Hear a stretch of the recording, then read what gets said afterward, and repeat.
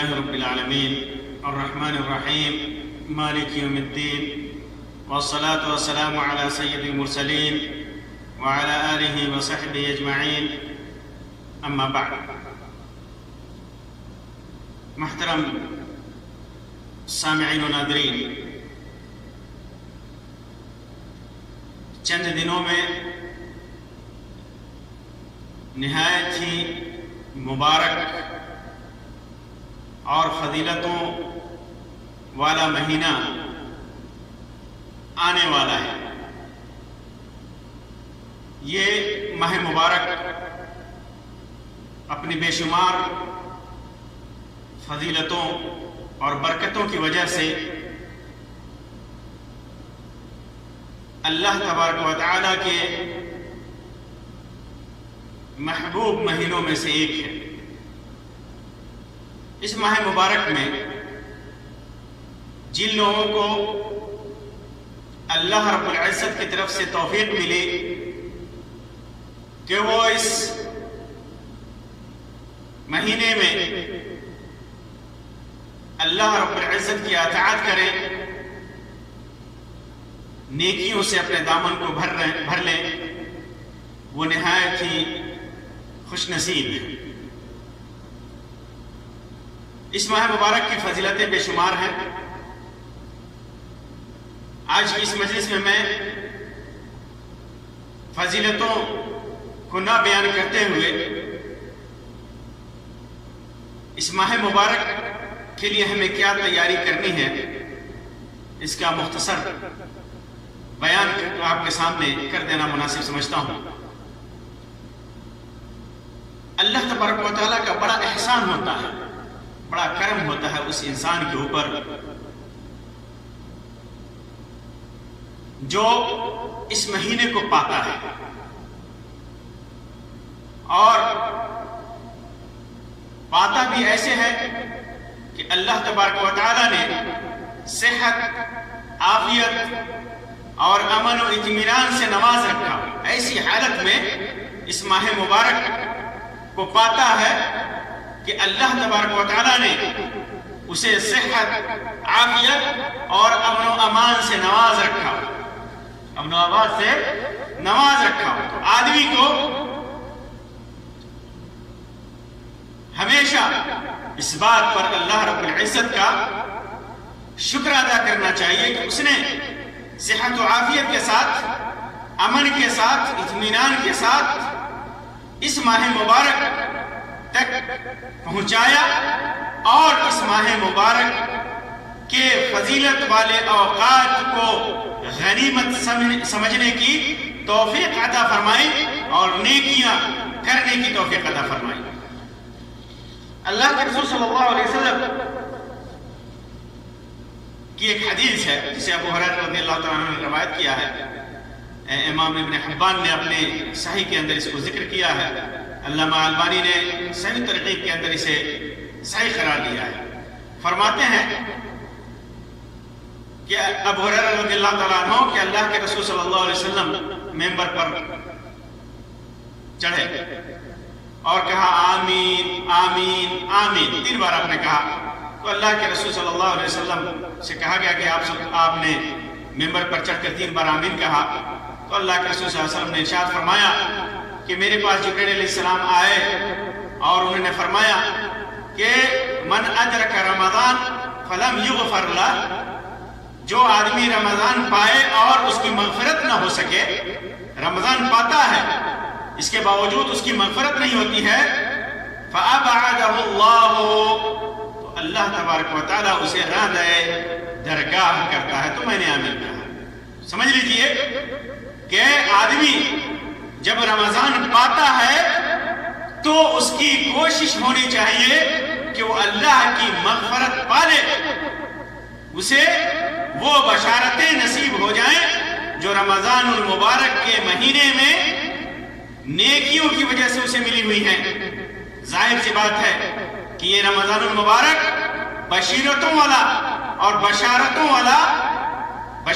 والا مہینہ ہے. یہ ایسا مہینہ ہے جس کے اندر قرآن کریم کا نزول ہوا. یہ ایسا مہینہ ہے جس کے اندر روزہ رکھنے والے کے سارے گناہ معاف کر دیے جاتے ہیں، جس کے اندر نماز پڑھنے والے کے گناہ معاف کر دیے جاتے ہیں، جس کے اندر جہنم سے رہائی نصیب ہوتی ہے، جس کے اندر انسان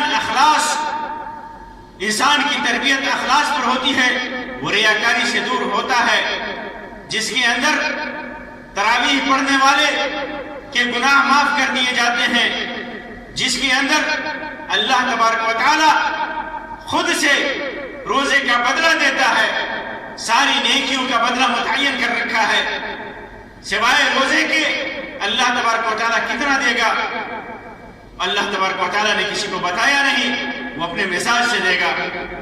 تو ظاہر سی بات ہے کہ اتنی بشارتوں والا ماہ مبارک جب ہمارے اوپر سایہ فگر ہونے والا ہے تو ہمیں اس کا استقبال بھی اسی کے حساب سے کرنا چاہیے۔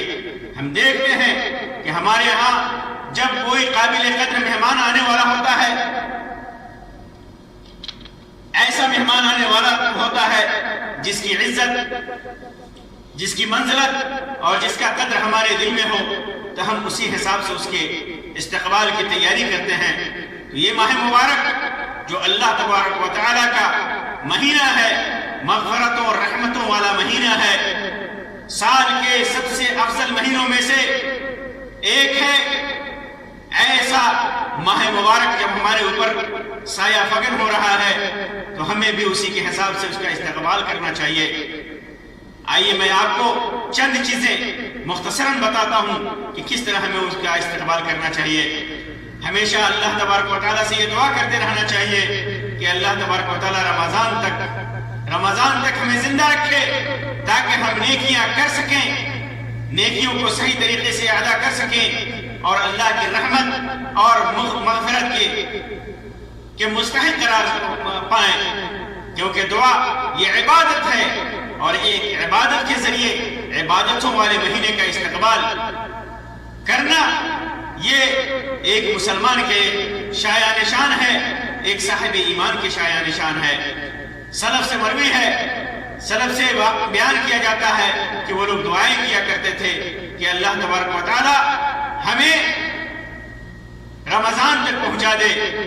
اسی طرح جب ہم چاند دیکھیں تو دعا کرنے کے لیے اللہ کے رسول صلی اللہ علیہ وسلم نے فرمایا، اللہ کے رسول صلی اللہ علیہ وسلم دعا کیا کرتے تھے، اللہم اہلہ علینا بالامن والایمان والسلامت والاسلام ربی وربک اللہ۔ یہ روایت امام ترمذی نے، امام حاکم نے، امام احمد نے روایت کیا ہے اور علامہ البانی نے اس کی سند کو حسن قرار دیا ہے۔ اسی طرح رمضان کا مہینہ انسان اگر پالے تو اللہ تبارک و تعالیٰ کا حمد کرے، اس کا شکر ادا کرے کہ اللہ تبارک و تعالیٰ نے نیکیوں کی توفیق عطا فرمائی ہے۔ اسی طرح رمضان کے مہینے کا استقبال خوش دلی کے ساتھ کرے، شرح صدر کے ساتھ کرے انسان۔ بہت سارے لوگ جن کے اندر ایمان کی کمزوری ہوتی ہے، جو عبادتوں سے دور بھاگتے ہیں، جو نیکیوں سے دور بھاگتے ہیں، وہ لوگ جب رمضان کا مہینہ سایہ فکر ہونے والا ہوتا ہے تو اپنے دل میں تنگی محسوس کرتے ہیں کہ ایک ایسا مہینہ آ گیا جس کے اندر ہمیں نہ چاہتے ہوئے بھی عبادتیں کرنی پڑیں گی۔ لیکن صحیح ایمان والا، مضبوط ایمان والا مومن مسلمان نہایت ہی فرحت و مسرت کے ساتھ اس مہینے کا استقبال کرتا ہے اور سوچتا ہے کہ یہ وہی مہینہ ہے جس کے سلسلے میں اللہ کے رسول صلی اللہ علیہ وسلم نے فرمایا، جاءکم شہر رمضان شہر مبارک کتب اللہ علیکم صیامہ فیہ تفتح ابواب الجنان وتغلق فیہ ابواب الجحیم، کہ تمہارے اوپر رمضان کا مہینہ آیا، کتنی خوشی کی بات ہے۔ رمضان کا مہینہ مبارک مہینہ ہے، اللہ تبارک و تعالیٰ نے اس کے روزوں کو فرض کیا ہے جس کے اندر جنت کے دروازے کھول دیے جاتے ہیں اور جہنم کے دروازے بند کر دیے جاتے ہیں۔ یہ ماہ مبارک ہے تو نہایت ہی خوش دلی کے ساتھ، نہایت ہی لگن کے ساتھ، فرحت و شادمانی کے ساتھ اس مہینے کا استقبال کرنا چاہیے۔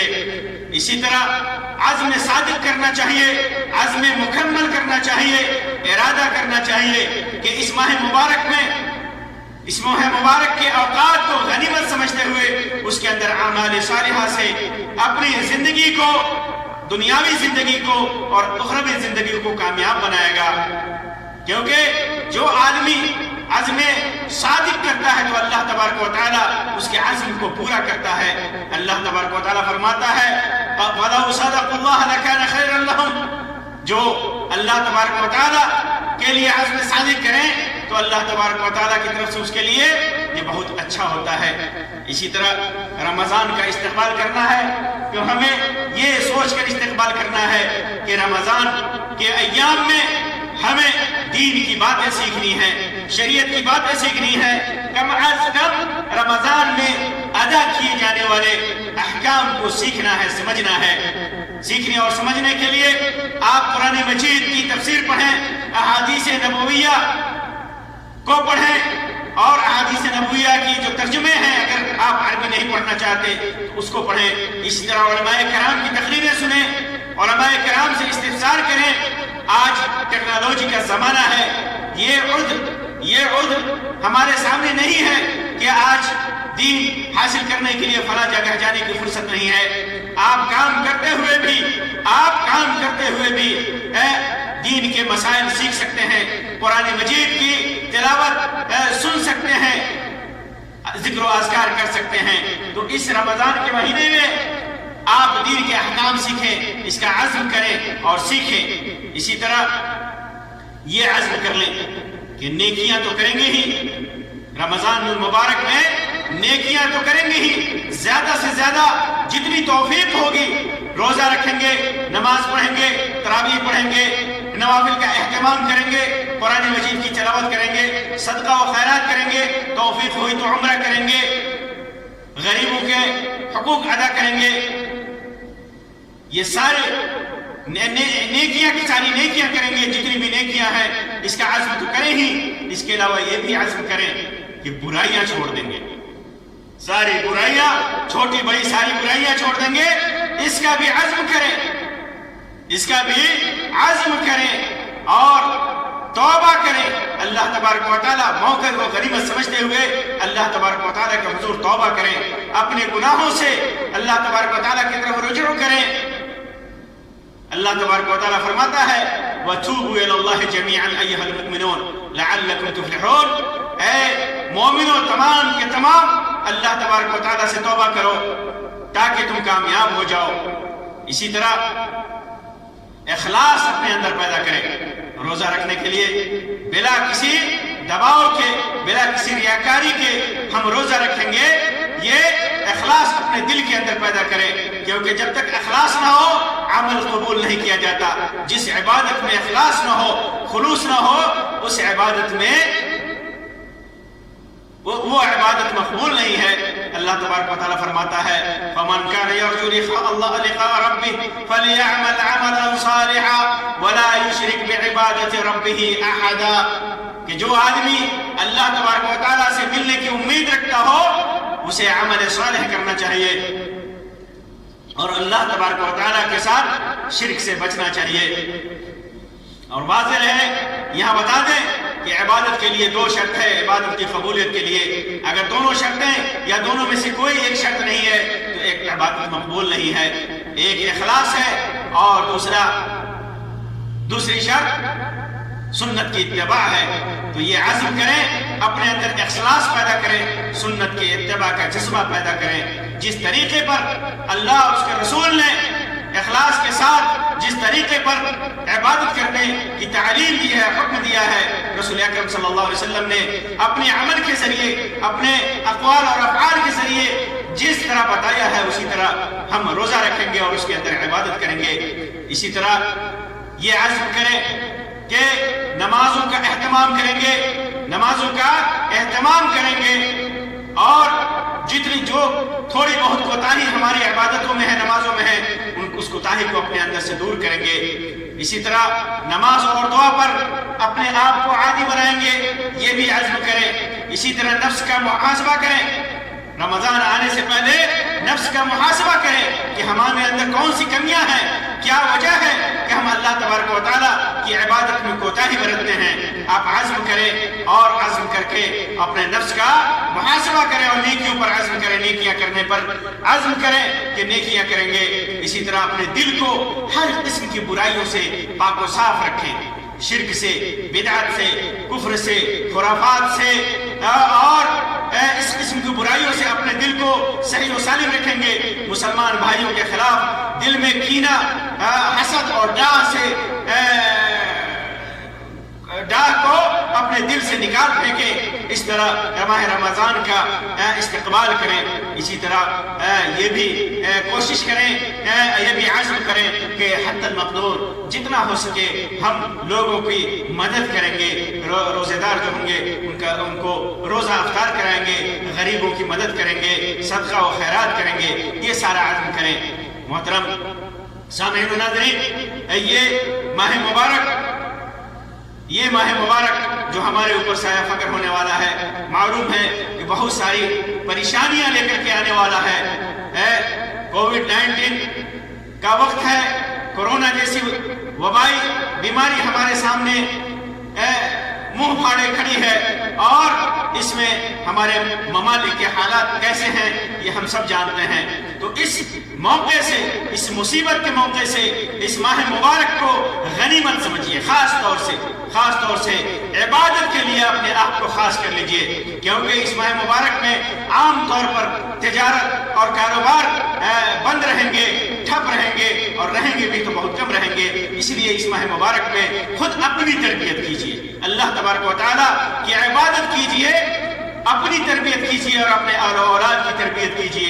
آل و اولاد کے ساتھ، بیوی بچوں کے ساتھ رہ کر اپنی زندگی کو اللہ تبارک و تعالیٰ کے حکم کے تابع بنائیے، اپنے آل و اولاد کو صحیح دین کی طرف لے کر کے جائیے، صحیح دین کی تعلیم دیجئے۔ یہ موقع ہے، ہمارے لیے بہترین موقع ہے۔ اگر آپ کو مسجدوں میں جا کر نماز پڑھنے کی توفیق ہوتی ہے تو پڑھیں، اور لیکن اگر کوئی مشکل ہے، کوئی پریشانی ہے، تو آپ اپنے گھروں میں نمازوں کا اہتمام کریں، سحری کھا کر سحری کا اہتمام کریں، تراویح کا اہتمام کریں، فرائض کا اہتمام کریں، نوافل کا اہتمام کریں، اور ہر نماز کے وقت تلاوت قرآن مجید کا اہتمام کریں، افطار کے وقت دعاؤں کا اہتمام کریں، بچوں کو تعلیم دیں، انہیں دین کی طرف راغب کریں،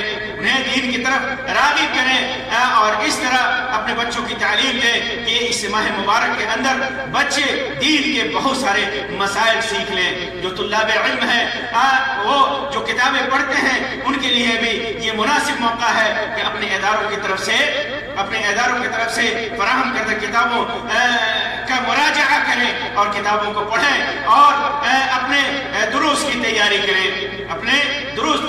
کریں۔ تو یہ جہاں ایک طرف ہمارے لیے اس ماہ مبارک میں بیماری مصیبت کی شکل میں ہے، پریشانی کی شکل میں ہے، تو ہمارے لیے یہ بھی خیر کا پہلو ہے کہ اس میں زیادہ سے زیادہ ہمیں اللہ تبارک و تعالیٰ کی عبادتوں کا موقع ملے گا، دین کی خدمت کا موقع ملے گا، دین حاصل کرنے کا موقع ملے گا، یہ ہمارے لیے خیر ہے۔ اسی وجہ سے اللہ تعالیٰ کے رسول صلی اللہ علیہ وسلم نے فرمایا کہ مومن کا ہر معاملہ خیر